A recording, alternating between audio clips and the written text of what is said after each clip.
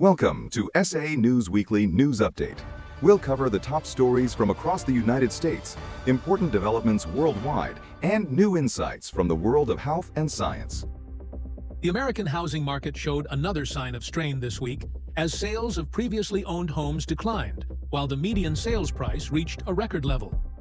The combination illustrates the continuing imbalance between what many households can afford and what available homes cost. Higher prices benefit some existing homeowners by increasing the value of their property, but they create major barriers for first-time buyers and families attempting to move. Mortgage payments depend not only on the price of a home, but also on interest rates, insurance premiums, property taxes, and maintenance costs. The slowdown affects more than buyers and sellers. Home purchases generate activity for construction companies, inspectors, real estate agents, lenders, moving businesses, furniture retailers, and local governments.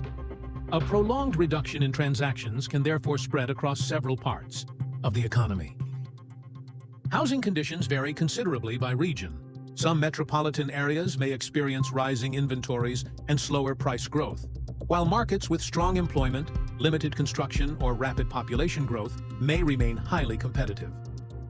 The latest figures do not by themselves indicate an immediate housing crash. Instead, they show a market in which demand is being restrained by financing costs, while limited supply continues to support record prices. The result is fewer transactions and continuing pressure on households trying to enter the market. A large and unusually persistent heat dome is forecast to spread across much of the continental United States, potentially exposing tens of millions of people to dangerous temperatures for at least a week. The high-pressure system is expected to begin strengthening over the northern plains before expanding across a much wider region. Temperatures in parts of Nevada, Utah, Colorado, and the Dakotas could reach triple digits. More than 90 local temperature records may be challenged, including a large number of nighttime records. Extreme heat can cause dehydration, heat exhaustion, and heat stroke. It may also worsen heart, lung, and kidney conditions. Emergency departments often experience increased demand during prolonged heat events, while utilities face heavier electricity consumption as air conditioning use rises. The weather pattern could also affect agriculture and transportation. Livestock require additional water and cooling, while crops can suffer moisture loss.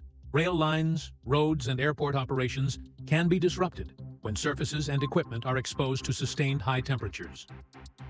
Drought conditions in some regions may amplify wildfire risk. Hot, dry vegetation can ignite more easily, while prolonged heat can lower soil moisture and increase water demand. The main concern is therefore not one unusually hot afternoon, but the combination of geographic size, intensity, and duration. Two separate tropical systems caused major destruction across the Western Pacific this week, affecting both a U.S. territory and southern China. Super Typhoon Baby struck the northern Mariana Islands, passing over or near Rota with extremely powerful winds. Residents in Rota, Saipan, Tinian, and Guam were advised to remain in shelters as the storm damaged buildings, trees, power lines, and roads. The islands face added difficulties because emergency supplies and repair crews must often travel long distances by air or sea. Meanwhile, southern China was recovering from flooding caused by Tropical Storm Maysak. Heavy rainfall submerged homes, roads, and farmland, killing at least 39 people and forcing thousands to evacuate. Rescue teams used boats and emergency vehicles to reach stranded residents, while saturated ground increased the danger of further landslides. Bavi and Maysak were not the same storm. They were separate tropical cyclones that affected different parts of the Western Pacific within days of each other. Together, they showed how back-to-back storms can place severe pressure on emergency services, infrastructure, and vulnerable communities across a wide region. The World Health Organization issued a major warning this week that the annual number of newly diagnosed cancer cases could nearly double by 2050 unless countries improve prevention, early detection, and treatment capacity. Approximately 20.6 million people are currently diagnosed with cancer each year, while close to 10 million die from the disease. Cancer remains the world's second leading cause of death after cardiovascular disease and is responsible for more than 26,000 deaths every day. The projected increase is being driven by population growth, longer life expectancy, and continued exposure to preventable risk factors. As more people survive into older age, the number developing cancers associated with aging is expected to rise substantially. The WHO's warning does not mean that every projected cancer case is inevitable. It describes what could occur under existing demographic and health trends. Prevention policies, vaccination, cleaner air, reduced tobacco use, and expanded screening could change the outcome. A social welfare initiative associated with Sant Rampalji Maharaj has entered its third phase, expanding assistance to small and economically vulnerable farmers by providing agricultural seeds, fertilizer, and pesticides without charge.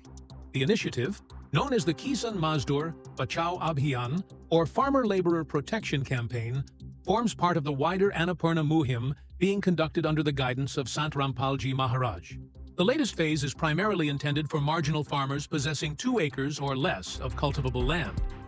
Rather than giving cash directly to participating farmers, the campaign reportedly uses a direct payment system. After a farmer's eligibility and agricultural requirements are examined, payment for approved seeds, fertilizer, or crop protection products is made digitally to the agricultural supplier. The stated purpose of this arrangement is to ensure that assistance is used for cultivation, while reducing the possibility of intermediaries or additional debt.